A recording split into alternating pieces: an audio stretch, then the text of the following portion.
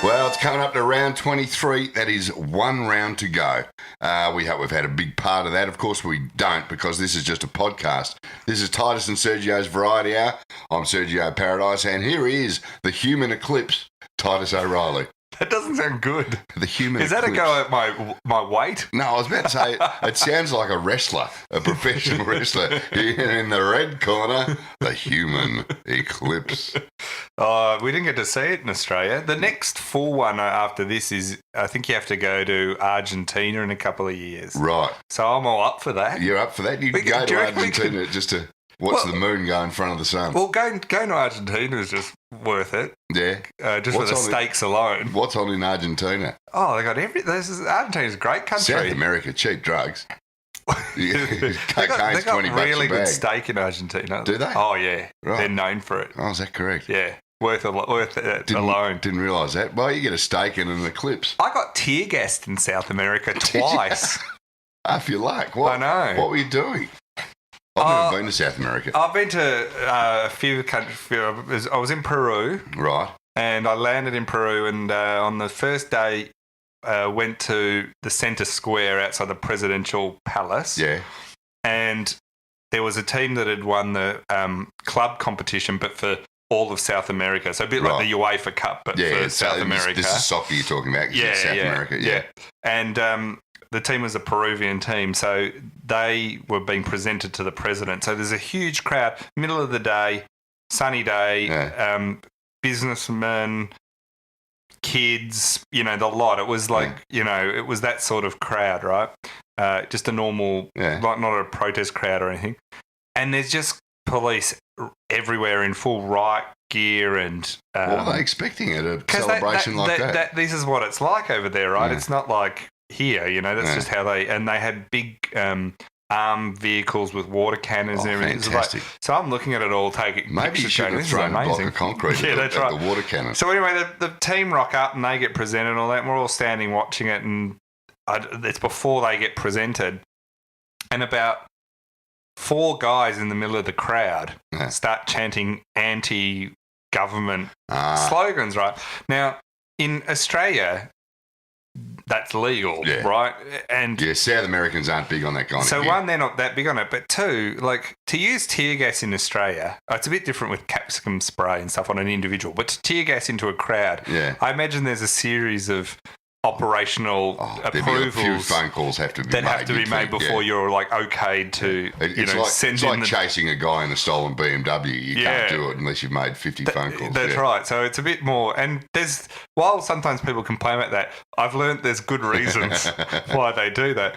So anyway, the police looked at it and you could tell they were weighing up, do we wander through this whole big crowd and get these guys out? No, we'll just fire some tear gas into the crowd.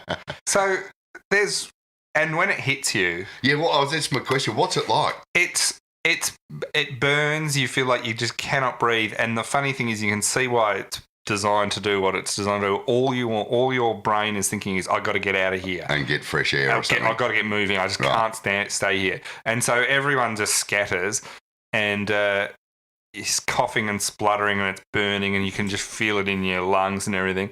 So anyway, we get out to the edge of the square where the tear gas isn't really there and everyone's coughing and spluttering and you're looking around and there's all these Peruvian locals, like I said, like business people and kids and school groups and they're all coughing and spluttering and wiping their eyes, but they're all kind of like smiling at us like this isn't a unique experience. This happens every Friday night, yeah. So I'm like, well, and so my natural action is, cool, I've been tear gassed. This will be a good story for the podcast in 10 years' time.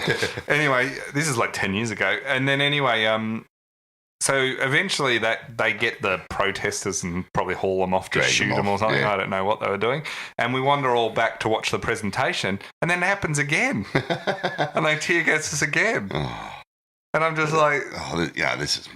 It's not a joke, It's not. I wouldn't recommend it. Have you ever caught the capsicum spray? No, I haven't either. That surprises me. Well, you haven't been to Adelaide yet.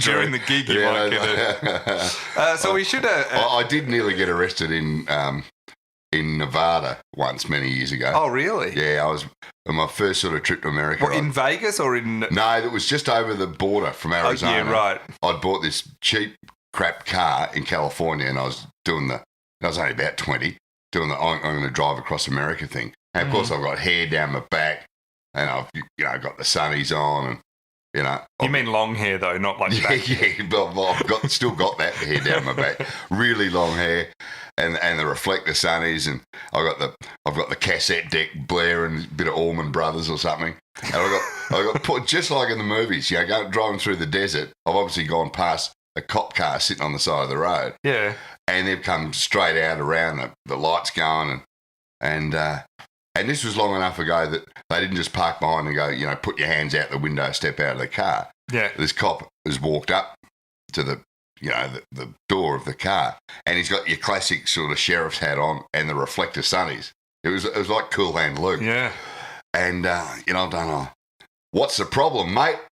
Doing the exaggerated Australian accent, and he explained I was going too fast and what have you, and then, where you from? Oh, I just got here from Melbourne. I'm driving across America, and I'm really sorry I didn't.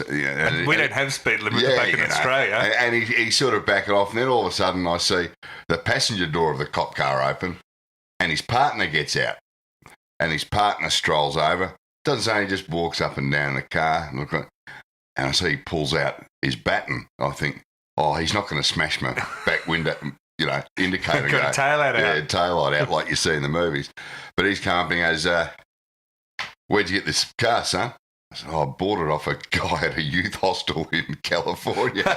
And I'm thinking, Arizona jail, here I come. Yeah. And he's walked up and down, and he said, I've run the plates, and it hasn't come up any warrants, but it's a car missing.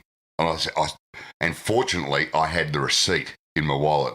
And they let me go, but they had a bit of a chat to each other, and I'm thinking, at any point I'm going to get dragged out of here, whacked with that baton, handcuffed, thrown in the back, and the car, which is about the only thing I own in the world, left on the side of the desert road, So, but there was no tear gas and no real bullets involved. They let you go. Yeah, they let me go. Well, there you go. Well, that's a relief. Yeah.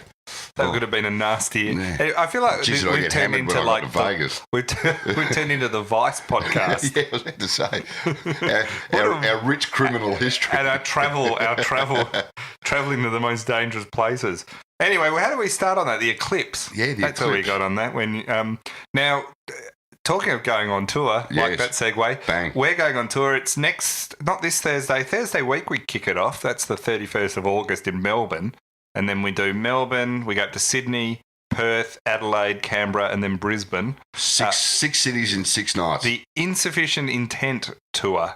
You can get tickets or put them in the show notes. Thank you to everyone who's bought them. We've got big crowds coming to all of them now. And there's a few left at most of the venues, I think. So they usually sell pretty quick in the last couple of weeks as we get closer. So love to see people come along and get there. And I'd also like to thank our supporters who support this podcast. You can become a supporter too if you go to TitusO'Reilly.com, and there's a supporter section there that you can sign up and become a supporter and keep us on the air. Absolutely. And looking forward to seeing everybody at the live shows. It's going to be a lot of fun. Now, last week we talked about AFL launching Project Fruit. That's right. Which was their attempt to pull some people together to try and work out how to get out of pokies. Oh, that's right. They're planning the round table. The clubs who rely so much on pokey dollars. And we were talking about why was it Project Fruit, and I was saying maybe it's because it's the forbidden fruit. Yeah. The first original sin. The original sin, yeah. And you did mention the cherries on the pokey machines in Regenders, but Nick Landy's written in and he said, just had a hot lead on the name of Project Fruit. I was thinking it could be referring to fruit machines as they're called all through the UK because of the spinning fruit. Is that right? Spinning lemons and apples and stuff. That's right. So they were called, that might be why it is. No, they were called fruit machines over there. Personally, I'm really disappointed they didn't go for Project Hokey Pokey, as this would have been much more enticing to younger future gamblers. Can I have a job at AFL House now? I'm liking the way he's thinking. I think you'd probably be... Project Hokey Pokey, you could get the Wiggles to do the song.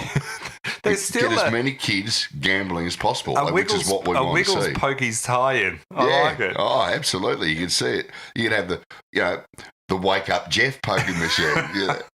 Now You can have the Skeletor playing guitar poker the machine. football operations jobs is still open, isn't it? It is. Ever since Simon Lethlean was run out of town. Oh, poor Simon. Oh, Can't yeah, even sleep with the staff anymore.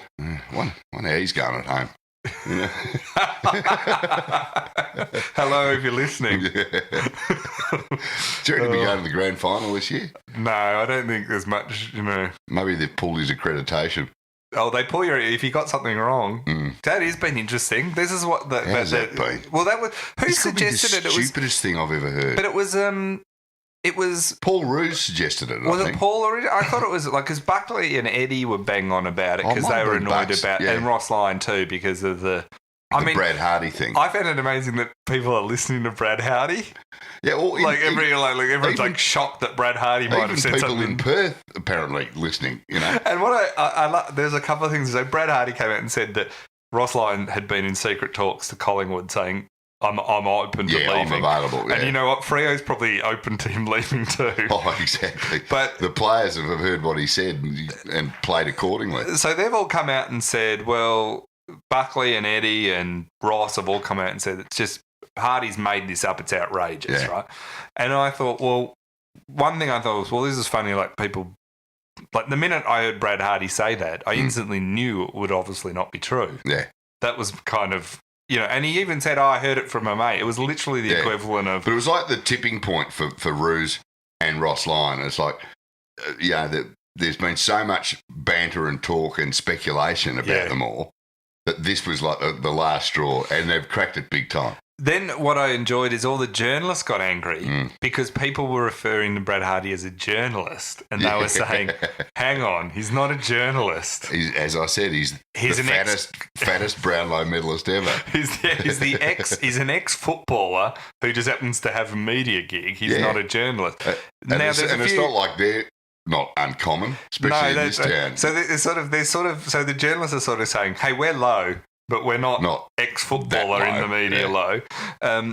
So that came out. And look, the media lose a lot of credibility all the time with people because they just talk nonsense. Oh, there's no question. And we all know this, Like, what about the rumour of the other Perth radio rumour of... what was that? That was a beauty. That was of Nat Fyfe was definitely going to St Kilda. Definitely going to the Saints. Yeah, and then about an hour later, he signed a multi-year deal with Freo. But and then somebody suggested, I think whether it was Bucks or Paul Roos, that journos who make stuff up or people in the media who make stuff up should have their accreditation pulled. And then Gillon McLaughlin gets on 3AW with Neil Mitchell and goes, you know what, I reckon that's a pretty good idea. And, geez, the people, they jump up and down then. And to be fair, I mean, I think whether it was Johnny Ralph or one of these guys pointed out that, what about the lies that the football clubs tell on a weekly basis? And Mike Sheehan said, I think a quote from Mike was, the entire football industry is built on a bed of lies. So where do we draw the line? Which is a very fair point. Well, I mean, if they drag accreditation from people who make stuff up, where do we sit on that? Well, luckily we're not accredited. Yeah, that's true. So you can't lose your accreditation. I was if you whinging never about had this it. the other day, and somebody did point out on Twitter that I don't have any media accreditation, which really have is you just ever had media accreditation? Nah, it's just a lanyard that gets you into the footy, basically. Well, that's why they all want it, because it's free entry to the footy. I mean, it gets into media conferences and things like that too, but I couldn't think of anything I'd like less. No, the only one I had was years ago. I had a friend who worked at the AFL, and she gave me a plastic media access all areas card. But that was in the day they didn't have your name or your photo on it. It was just a card. So I used it on grand final day to get into the grand final. And I had a mate down from Sydney who didn't have a ticket.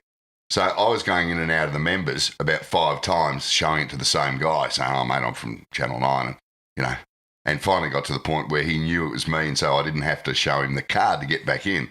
So I went out again and gave it to my mate, and he came in through a different gate, and we got to see the grand final for free. So, it was... Be careful, the AFL will be on to you for the money. It was the 1990 grand final that Collingwood beat Essendon. Oh, yeah. I went to that. And we sat on the steps in the members. I was sitting up the top of what was the southern stand. It had the roof taken off that game. Yeah, that's right. Because they were about to knock it down. And there was a massive blue. It was a great blue. in the crowd. Yeah, no, on the ground. The end of the first in the quarter. ground, yeah. Anyway, This hello is to just Simon Lethlead if you're listening. Doing old anecdotes. So we should get on to the finals. We're into the last week of the season proper, As you they have to say. And there's a lot of commutations and possibilities, isn't there? I was like Russell Crowe in A Beautiful Mind the other day. I was just working out all the ways it could happen. Trust me, it's true. I've seen his whiteboard. None of the maths added up because I can't even do basic maths. But anyway, so Adelaide look like if they win this week, they've end up minor premiers. Hang on. So this minor premiers thing, this has only been around for about 3 years. No, it's been around longer, but no one cares about it. No, it used to be called finishing on top, but now you're the minor premiers, which it's a big deal of the NRL. If you finish on top, you can refer to yourself as the minor premier. Yeah. And that's why nobody likes to be the minor premiers, because you're guaranteed of not being the major premiers. Well, that's right. If you win both, it's fine. It's not a big deal. But, it should count for something, because in the, Premier League, that's finishing on top of the champion. So, it's just where you have the playoffs, finals. But anyway, Adelaide can clinch top spot, but the worst they could do is drop to second if they lose and if GWS win. Yeah. GWS can finish, they're certainly in the top. If they win, they clinch top 2 and could go top if the Crows lose. They could finish as low as 4th if they lose. Geelong, but still guaranteed top 4, which is top 4. Yeah, they're going to get the double go. And looking at how badly they played on the weekend, they weren't impressive against the Eagles. They're going to need to have the second chance. Who have they got this week, GWS? GWS, let me bring it up. I was just looking at this morning. I should know this. You should know it all off by heart. I should know. They all the weeks blend into one for me. That's my problem. So GWS take on this week. Who do they have to beat? It's Geelong. Oh, so that's where it becomes quite interesting because it's in Geelong too. So that becomes quite an interesting match, that one, because whoever wins that. In third are Geelong. Geelong, if they win, can go as high as second. And they can finish as low as 4th, depending on they've how... still clinched the top 4, which is good. Yeah, Richmond can finish 3rd. Yep. Or they could finish 6th, depending on a bunch of if they lose and then a few other results go different ways. Yep. Port Adelaide can finish as high as 4th, but things have to go their way. They have to win and things have to go their way, or they could finish 5th or 6th. They can't drop any lower. The percentage can't be made up. Sydney could finish as high as 4th, which would be amazing for a team that started off. I'll tell you what, I still like them for the major premiers. Yeah, except against Adelaide, they were good, but Adelaide really, Adelaide, if they kick straight, Adelaide had way more scoring shots. I do like Adelaide in a big game that means a lot. This is why they're ripe to be knocked off this week, I reckon, Adelaide. They think they're fine and they'll be desperate. They are playing West Coast. Yeah. But it's in West Coast. Sydney could drop as far as 6, depending on results if they lose. Melbourne can clinch 7th spot if they win. They beat Collingwood, yep. They could drop as low as 9th if they lose out of the finals, but they need a bunch of things to go against them, including West Coast making up percentage. So even if they lose, they're still probably looking fairly likely to get in, especially if West Coast lose to Adelaide, then Melbourne should be fine.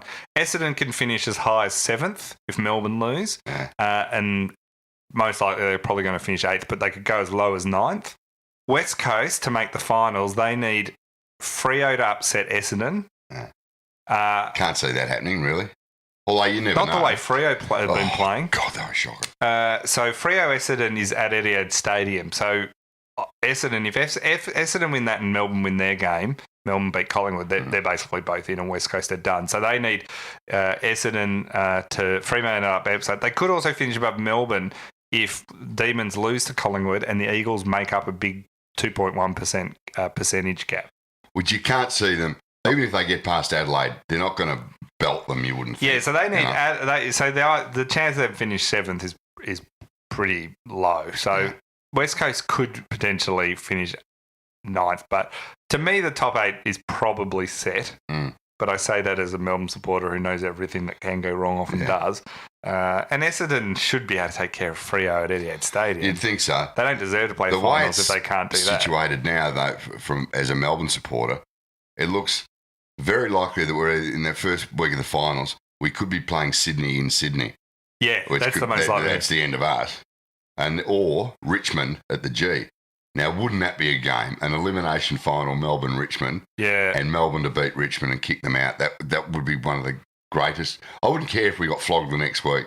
Just if we beat Richmond to kick them out of the finals would be just magnificent. No one wants to go and play Sydney. No. Especially Nobody in ever Sydney. does.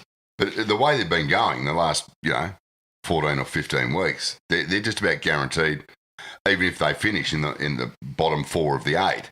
Yeah. They're just about guaranteed going through to a qualifying final. Now, St Kilda, who are in 10th at the moment, they could make the finals if Essendon, West Coast and the Western Bulldogs all lose and they win. And the Saints are playing Richmond at the MCG. So, unlikely. The Bulldogs technically, I think, can make it, but it requires not only various wins, but percentage and everything to come into play. So much I didn't even really bother to... I did a bit of the modelling. You did? No. But once you got to St Kilda, that's your top. Yeah, don't go St Kilda are barely going. Like the chances, they're not going to make it. It would be a miracle. They don't deserve to make it. I could see Melbourne losing to Collingwood. Oh, they did beat them this year, and you'd think they win. But I could always see Melbourne losing to Collingwood. No question. And Collingwood with everything to play for this week. It's the save Bucks match. Yeah, that's what they're playing for this week. So I could see that happening. I can't see Essendon losing to Freo. No. So it's either going to be Melbourne or West Coast, I think, is basically going to round out the 8 one way or the other. Melbourne could win too, but they did dominate Collingwood in the Queen's birthday match. By 4 points. 4 points. But they started to bet. They did. They started pretty well. So anyway, that sort of wraps it up. So that's it. It's all coming down to the last round. And you look at that list and you go, Adelaide are good, but GWS getting a 2 goes, but GWS are up and down. 1 minute they look like they're the best team in the world, and the next minute they look rubbish. Sydney sitting there in 6 currently, and they Essendon too can be really good. So you look at that. Port, you just haven't been. Why Port even in the 8? Because they've taken all their opportunities when they've played anyone who's I guess below they have, them. But they certainly haven't done enough to scare anyone. You would think in the finals. Having said that, so if they have game on, they could beat anyone there. Do you think Geelong can win? It depends if they get Selwood win. I think Geelong are a bit like Port. I think Geelong are away from Simmons Stadium. They've won all their home games and that gets them up there, but you just can't see. You'd have to think the premiership's going to come from one of 3, Adelaide, GWS and Sydney, you'd reckon. Richmond? Oh, I just can't bring myself to say it. Jonathan Brown said to me yesterday on Nova, he goes, he's written them off already. Has he? He's already written them off? Yeah. I reckon, and I'm not just hoping this happens, but I have a sneaking suspicion that they're going to choke big time, the Tigers. Gee. Maybe not. They might win their first final. If they secure, which they are highly likely to do, if they manage to secure a top 4 finish, so they get 2 chances and they lose 2 straight and go out, there will be blood in the streets. It'll be like I'll be moving into a bunker for a few weeks. It'll be terrible. Who have they got this week? They've got St Kilda. Yeah. They should win that and get 2 chances. Yeah. They lose that and they drop to something like, because of other results, to say 6th. Yeah. Suddenly the pressure will be on their nets. I'm saying they'll choke. But I like to think that Richmond are beyond that now. Well, you've got your how people expect you to be until you suddenly aren't. And Richmond at some point you think have to turn the corner. Yeah. I mean. We're torn because they've let everyone down so often. Yeah. But I wonder sometimes if we get carried away with the joke and don't actually acknowledge they're actually a lot better this year. They have improved. There's no question. I just have a feeling that when they get there, because there's been so much pressure over the years to get to the finals and blah, blah, blah, I still have a feeling that they might choke on their coffee. They do have that thing to get over in their heads. Yeah. You know. And they've got a lot of their games have been won by young kids and these small forwards who, to be honest, you can't expect them to win finals for you. It's a bit early for them, you know? Yeah. The big bodies, that's where the Swans will just pummel them if they get into a final against Sydney. The Richmond youngsters, they won't know what's hit them when the Swans get against them. I still like Adelaide the most. I think they're the most complete side. And I thought the fact that they fought back against Sydney after starting badly showed that they've probably learned a bit from when they got beaten by Melbourne and when they lost to North, where they just went to water. They haven't done that for a while now. They're the most. They can put points on the board quicker than anyone else. But can you see Don Pike as a premiership coach? Sure. He was a premiership player at West Coast. He just doesn't seem to have, I don't know, done his apprenticeship, I guess. But he's got the gig with a good side and he's turned them into a great side, so I suppose he'll be deserving of it. No, I think everyone seems to think he's a pretty decent coach. So Will he give his medallion to Scott Thompson? I hope so. Do you think that became a tradition? No. You'd be a brave coach to do that again. You know? People just don't want that medal, is what I say. No. Stephen Quarters, who's been a guest of us before on our podcast and hosts the Channel 10 News in Melbourne every night, he written in, "Dear Mr. O'Reilly, do you have any advice on what Hawthorn supporters can do in September?" And he wouldn't know. Yeah, exactly. For those who don't know, he's not just being smart. Quarters is a mad, crazy, passionate Hawks man, and always has been. He's got a lot of grand final replays he can watch. Oh, got a sport for choice there. You go around to his house, he's got them all on VHS. You know? Yeah, and he's a mad Hawthorn man. But in September, what should Hawthorn supporters do? I mean, none of them would have booked holidays because in February this year, if you'd said to Hawthorn supporters, "Oh, you're not even going to make the finals this year," they'd have laughed at you. Yeah, you know. So it's not like they'll have all booked holidays. No, well, I mean, but like Melbourne supporters. Yeah, they can have my beach house. I'll put it on Airbnb. There'll still be some snow in September. No, I can use my lodge. I love September in Melbourne because with the finals on and the weather's starting to become nice, it's awesome time to be around. It is good. Actually, there's something about going, and as someone who's watched many finals not involving my team, I like going to the finals. I love watching the finals, and in some ways, like, it's great when your team's involved, but it's so stressful. I mean, it's such a relief. I was just about to say the same thing. I mean, I have to cast my mind back to winning finals. But I can remember winning finals, and it's like the day is all stress. Yeah. With then just massive celebratory relief. Yeah.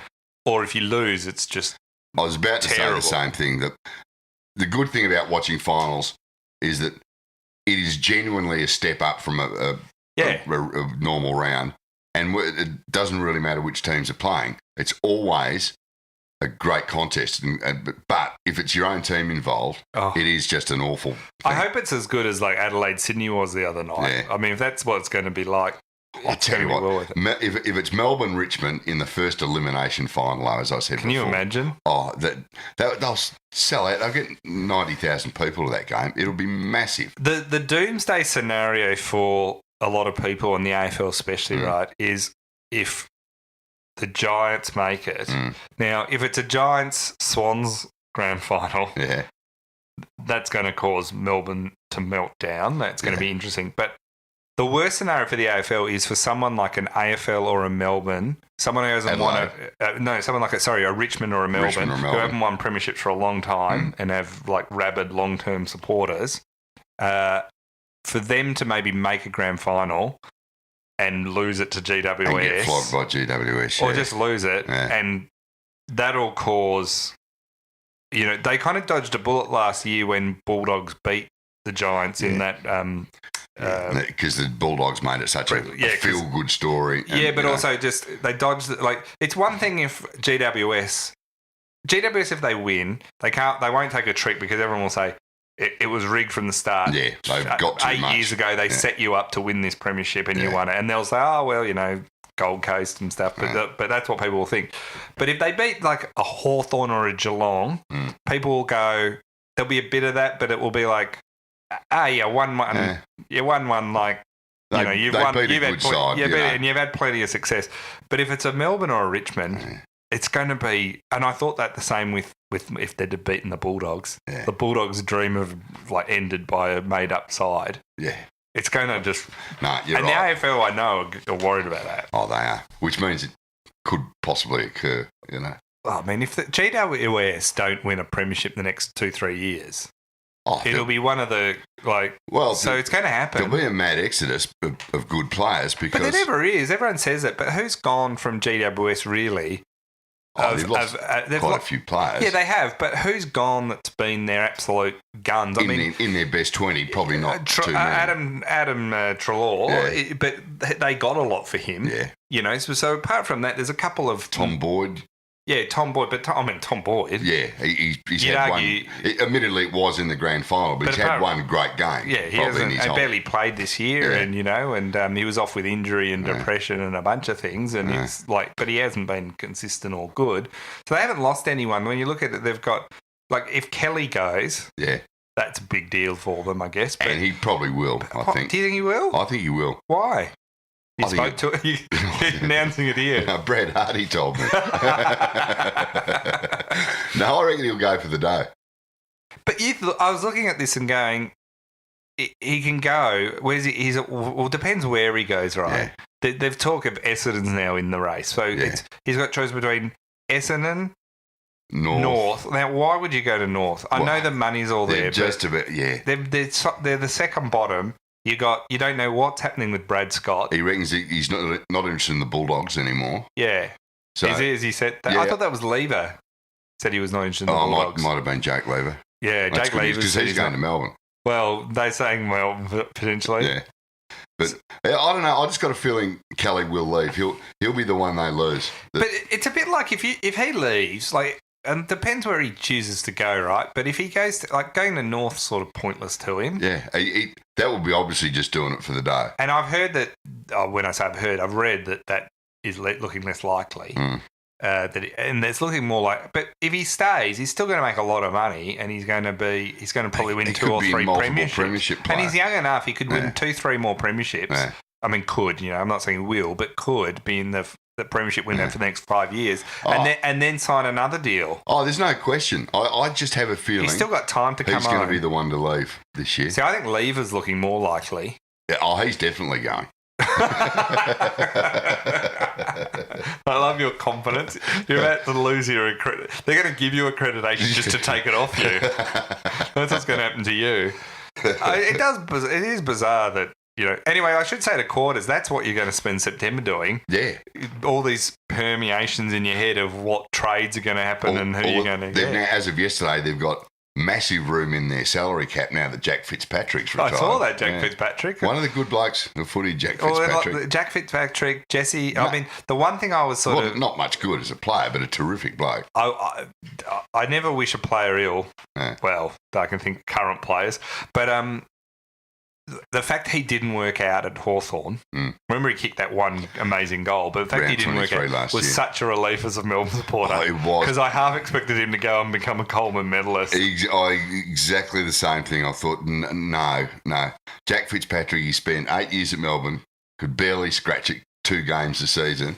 He'll go to a good side like Hawthorn, and they'll turn him into the next Dermot Brereton or something. Hawthorn's lost a bit of it. So you think of Vickery and him to a lesser extent. Yeah. So they're not. It just shows you talent is talent.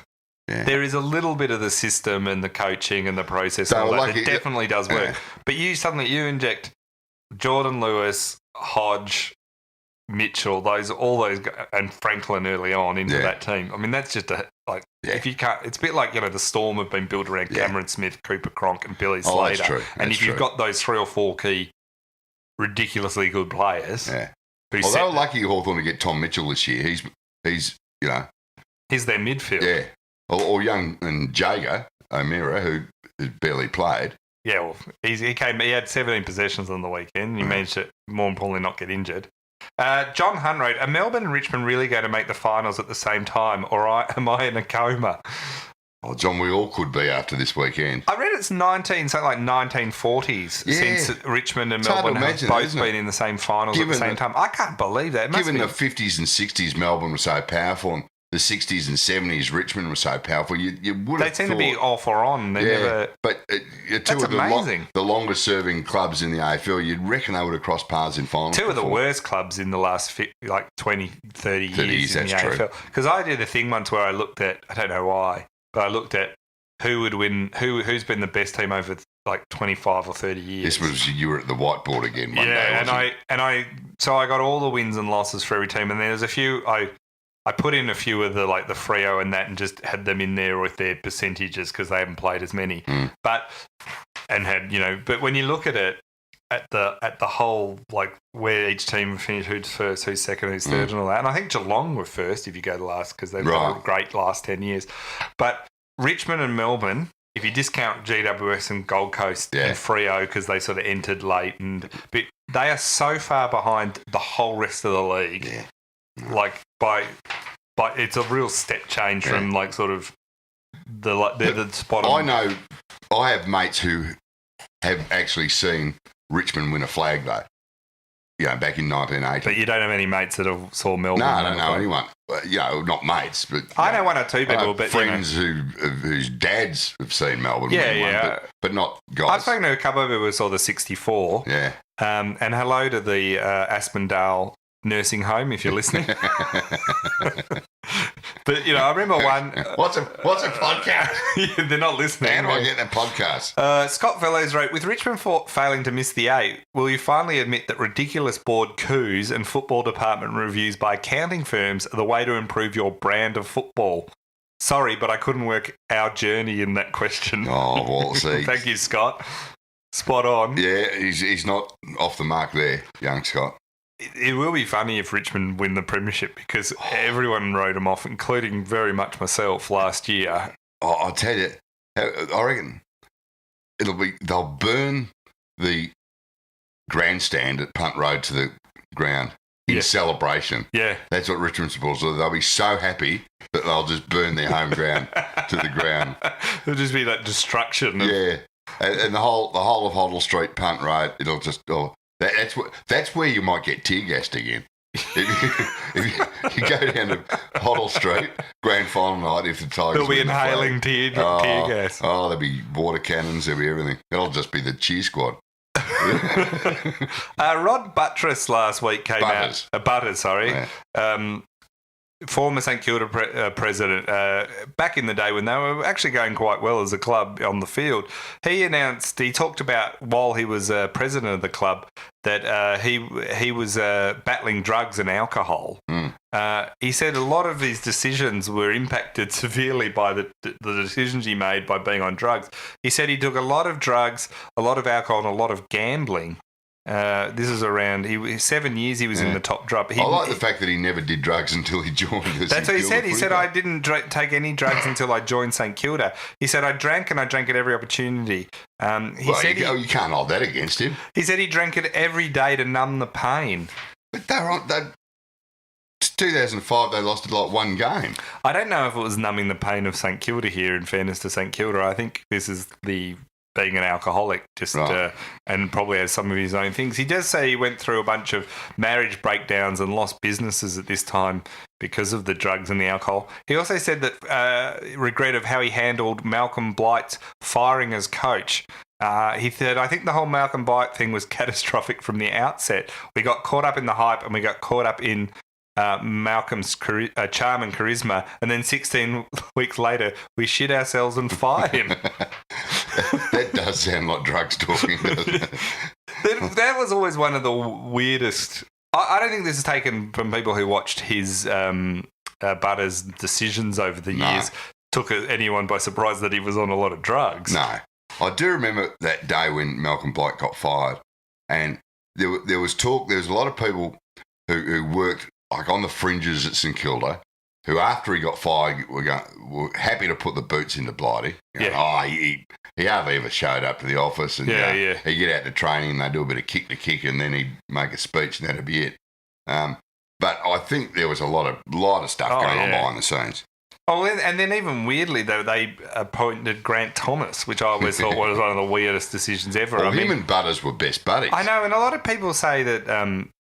I'm happy to be I've had this discussion with a few St Kilda supporters, and they fall on one or two sides. But to me, Grant Thomas was a terrible coach. He had so much talent in that. A lot of people said, "Oh, he organised them, you got to move," but they had so much talent. How they didn't win premierships in that period, and have someone who wasn't a coach. But interestingly, though, a lot of the players from that time, and even the ones that are still around, like Revold and Lee Montagna and Lenny Hayes has been gone for a while, but these guys, they speak so highly of Grant Thomas as a coach. So, but they say Ross Lyons was better. Yeah, that's I've true. heard them say that there too. You go.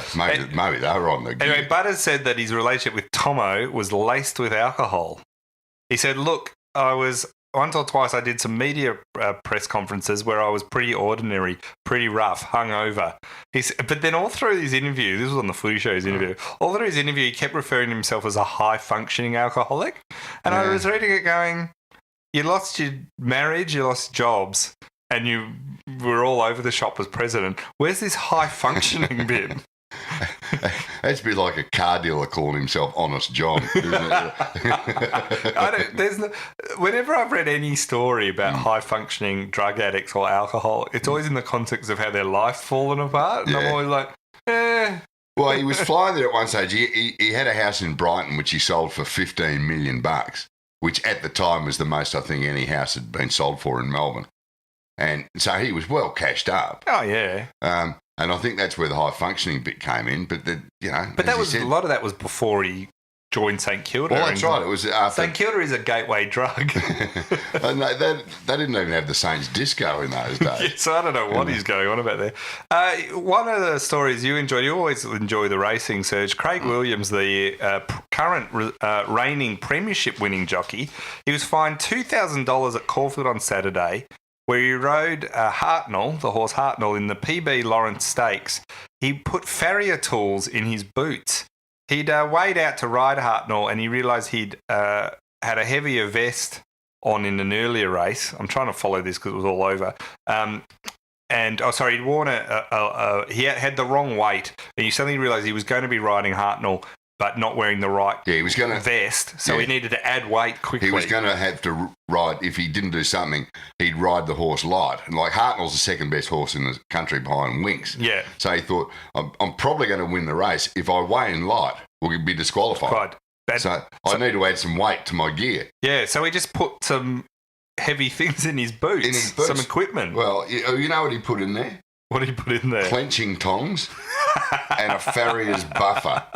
Now, I've looked into these. As you'd imagine. They don't sound good. Well, your clenching tongs, they're for taking, when they beat horseshoes into shape under hot, and on an anvil and everything. Your clenching tongs are to pick them up when they're red hot, and also to hold them in place against a horse's hoof when you hammer them in. Right. So that's a clenching tong. Clenching tong, is that right? Yeah, they're tongs. They're not dissimilar to what you cook a stir fry with, only they're a bit more solid. And your buffer, that's what attaches to a drill, and it helps you buff the horse's hoof so it's nice and shiny and smooth. So he's got both of them in his boots. Well, he's got, I think, one in each boot. One to add the weight. Yeah. So then he's come out and he's gone to the stewards after the race. Look, I thought I was going to weigh in light, so I'll put these in my boots, which then he weighed in heavy. He was 1.3 kilos over. Right. And he got fined the $2,000. If he'd weighed in light, it would have been all over for him. So they were saying here that while it's not ideal, the fact that he did this quick thinking to add the weight, while he got fined for being over, like you say, he won, and it meant that he'd saved the day for the owners and for all the people who'd bet on the horse. And what a scandal would it have been if Hartnell, as I say, one of the best horses in the country, had been disqualified because a stupid jockey weighed in light.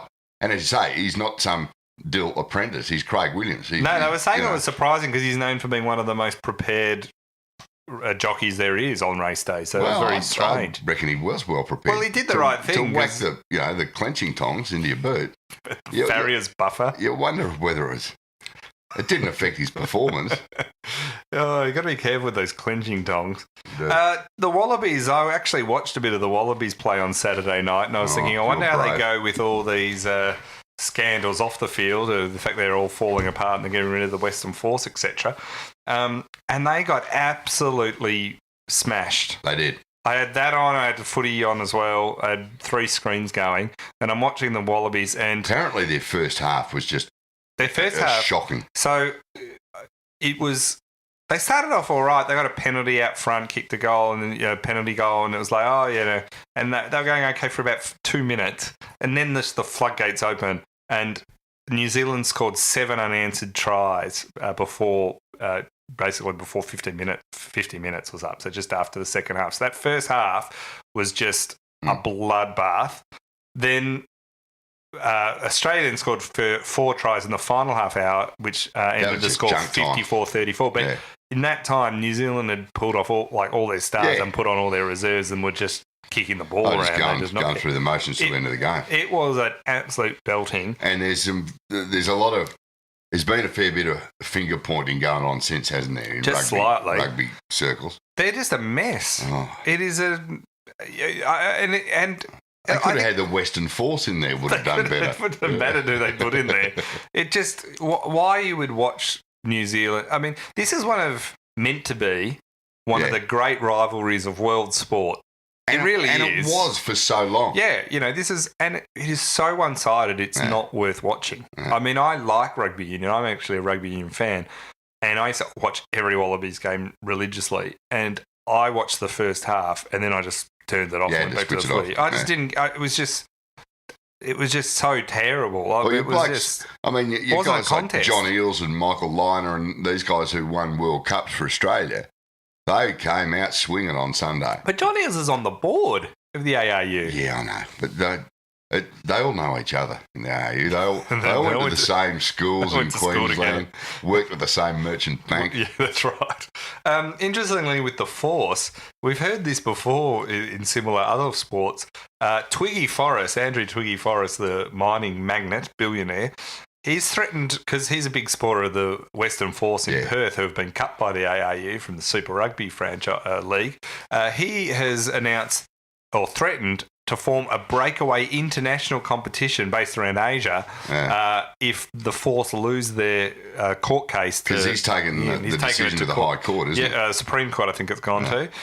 He spoke to, there was a big rally of Force supporters in Perth on Sunday, and he said that they could just form another rugby union rugby tournament instead. He said if it's not based on merit and it's a luck of the draw of where you live, of where you support rugby, then instead, that's what the ARU are doing, he says, they will instead start their own international league from here, based in Perth. Based in Perth.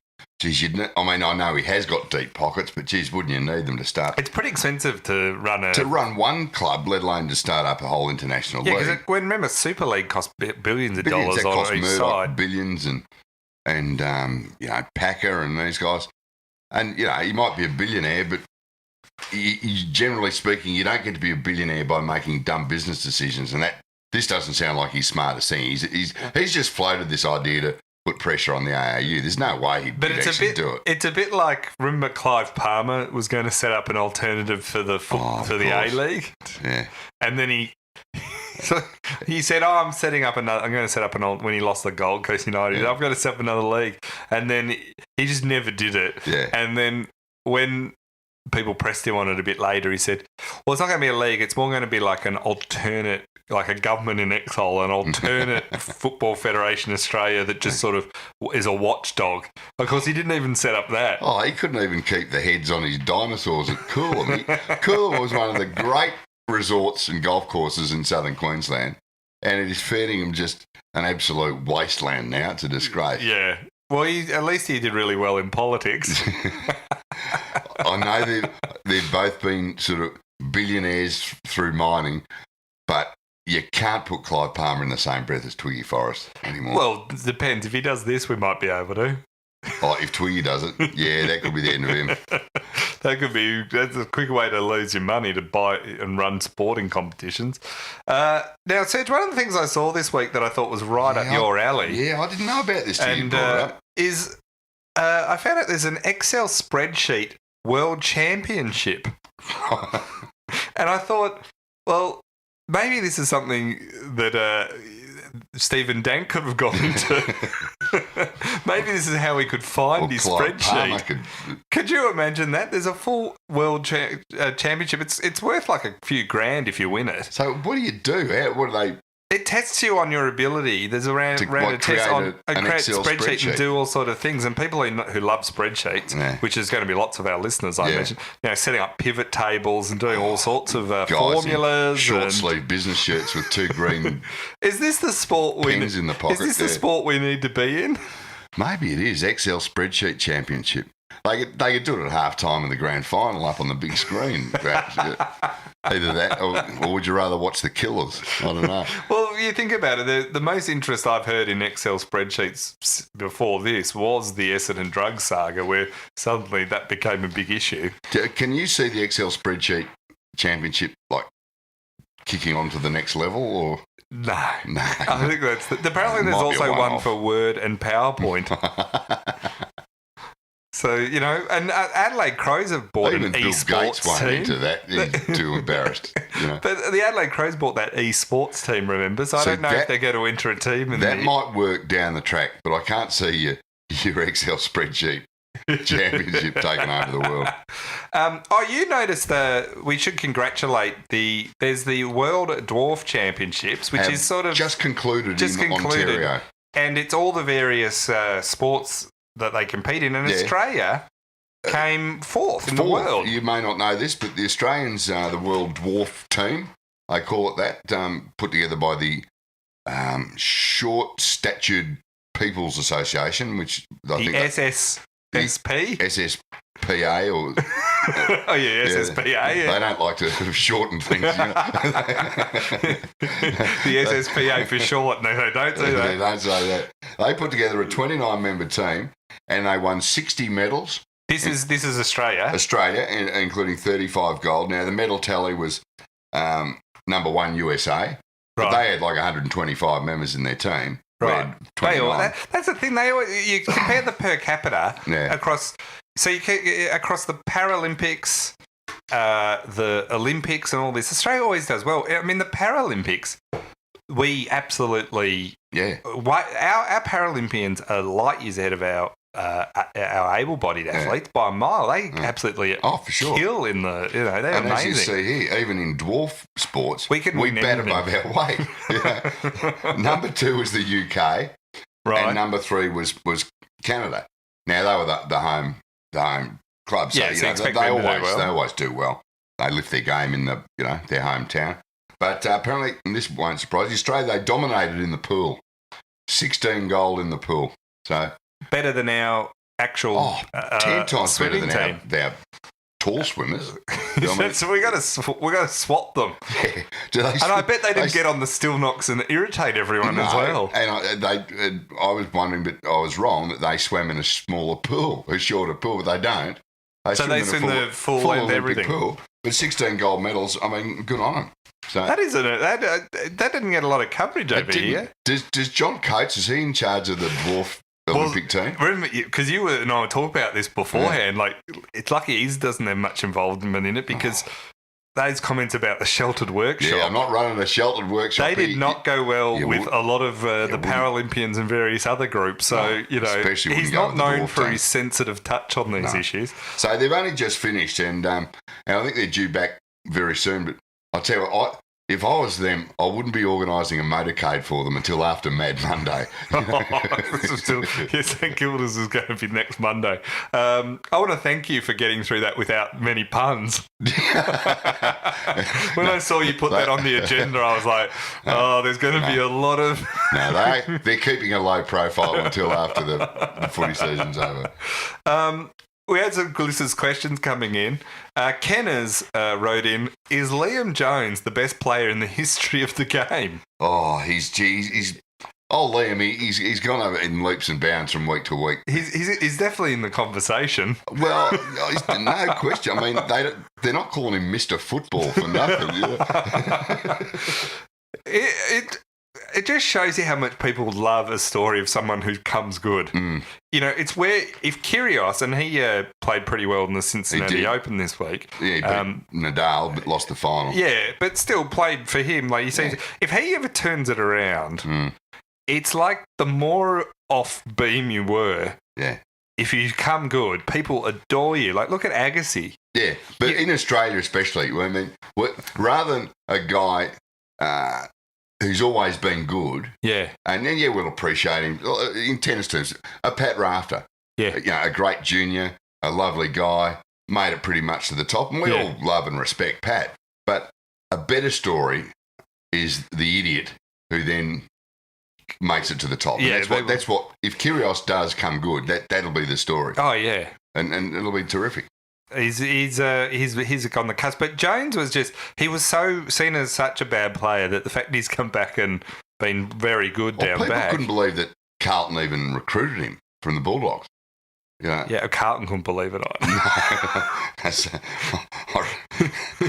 It does make me wonder. Brett Bolton's walked into that one and you go, okay, which one are you blokes? But it's constantly, the Jones situation constantly makes me think of how often a player's then played out of position their careers, and just because of the team needs, they don't play in certain things, you know? Like, how good that can be. Most players at AFL level these days do get a run at both ends of the ground, you know? I always thought David Neitz was played out of position up forward because of the needs of the team. Yeah. Oh, he did kick a lot of goals. He was a decent forward. Like, he wasn't a bit, but he was a superstar centre-half back. Yeah, well, David Schwartz was a bit the same. He was the centre-half forward, but he had arguably his best season at Melbourne when he played at centre-half back. I think he was all-Australian centre-half back. So, I look at Neitz and I just think, but so who else has been played out of position? You wonder Zach who else Dawson, is. He would have been the Gary Ablett Senior up forward. Zach Dawson was out of position and he should have been in the VFL.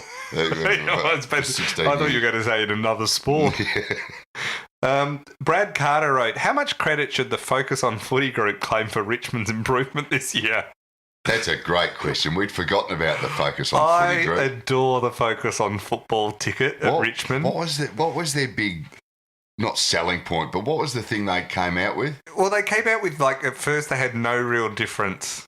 Yeah. They said they'd do a review, they'd think about firing Hardwick, but then they said they wouldn't. Yeah. And so it was like they had no difference whatsoever. And there was that bloke who was very successful in business, but he looked like a guy He had that mustache that was ever. He looks like the guy you see talking to himself on a tram. They were just terrific. I think they can claim. And then even when they lost, or they ended up not running, I think, they went in and met with the existing board. Yeah. And didn't go ahead with it. And even then, they claimed that they'd had a lot of success. Yeah, well, in reality, Brendan Gale had just tossed them out of his office. Yeah, they played them on a break, the existing board. They called him in, said, That was probably the smartest behind-the-scenes move that Richmond's made in many years. Oh, yeah. But they made the current board look amazing. Yeah. That was what was their most amazing outcome. If Richmond do win the flag, though, will the Focus on Footy group, will they be let into the rooms after the game? They'll probably challenge. We'd just like them to launch a challenge on the next morning. Go, this winning premierships is not our brand. No. We as a group weren't planning it for another at least 2 to 3 years. God, it just shows you can really do a bad board challenge. But thank you, Brad, for bringing them up again back into our lives, because I always enjoy them. Andy Watto wrote, could Malcolm Turnbull use the Freo players as bollards in his counter-terrorism rollout? Andy not happy with the way? No. They were terrible. They were. I didn't watch the game, but it was one of those ones where you count yourself lucky. You check your phone every half hour and look at the scores. You just think, something really ugly is going on over there. All I could do watching it is just constantly remember, and I've written this before in my columns over the last couple of years since, is Ross Lyon's meant to be a defensive specialist. That's his brand. And how many goals did Richmond kick? 24 to 25 goals. Yeah. They just to 5. Yeah. And you're just watching it going, they can't score. They've never been able to score, and now they're not even close. A mate of mine who's a Richmond supporter, he said if they didn't have Fife, they may not have scored at all. The same with the week before. Yeah. Fife's the only one that plays. Poor on that Fife. Maybe he should have gone to Sickle. Do you think he's sitting back in Freo going, I copped a nice pay rise for the next 5 years, but am I going to have to do this every week when I could be in a good side? Well, look, either Ross is not giving, he's just playing whoever, doesn't care about this year, and and he's got some long-term master plan. But, I mean, the 5-year for someone who's never actually won the premiership, it was a long deal. As I keep saying, that it wasn't that long ago that they were a good side. 3 years ago, they were in the grand final. Yeah, they've completely fallen apart. And the last 2 years, it had just been an embarrassment. Yeah, they've had. I mean, Sandland's being injured regularly and things like that. It's just and Fife missed a lot of games last year. Fife missed a lot too. So they have had a few. And they got rid of Matt de Boer to GWS. Yeah, you're never getting over that. No. Although to be fair to Matt de Boer, he's been pretty good at the GWS this year. He is at GWS, isn't he? Or is it the Gold Coast? I can't remember.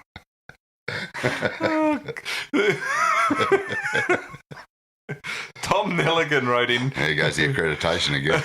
Did Ross Lyon want to... I think, no, that's how you get accreditation, by proving you don't know what's going on. Did Ross Lyon want to prove a point this season? He's never lost a game by 100 points, and now he's lost as many of them as losing grand finals. Is Ross Lyon now as good at losing by 100 points as losing grand finals? Well, Tom, I don't know if that's a question or maybe just a statement of fact. He's not doing well, is he, old Rossi? Geez, I reckon old Roscoe, he'll be looking forward to the end of the season, surely, Although his work really then should start because they haven't played for the last few months. Are they like every other club? They say they've got a big war chest ready to go during trade week. North Melbourne have got so much of a war chest, and you just feel like, I don't know who it will be with. There's Jake Lever and there's obviously Josh Kelly, who are the two big stars out there. And you just wonder, is someone going to do a out of left field again, like when Sydney did with Buddy? Because these clubs that are all running this through the media, or bloody Hawthorn will pull something off. Or Sydney used to do it very well. Hawthorn will get Lever, and Sydney will get Josh Kelly. That's what will happen. And if they do, you're going to have to sit back and go, well, I'll take Matt off to them. That's how clever they are. That's right. It's absolutely. Now, we have to give a T-shirt away. Oh, look, I reckon it's got to go to Brad Carter. Oh, Brad How much Carter. credit should the Focus on Footy Group claim for Richmond's improvement this year? Well done, Brad. That really made me laugh. And thank you for everyone who's sending questions. We got a lot of questions. I got so many on Ross Lyon, just bagging Ross Lyon. We could almost do a bag Ross Lyon whole podcast. Easily. Yeah. We could probably do a series. We might set up a second podcast. Why don't we do that in Perth? Did I tell you? I meant to tell you the other day. I wrote a piece in the Knee Jerk where I just eviscerated Freo. Yeah. Well, I thought I did. And then I had a bunch of emails from Freo supporters getting stuck into me. And I thought, they've all, because I read, unhappy Freo supporter and something. I'm thinking, I've upset them by sticking the boot in.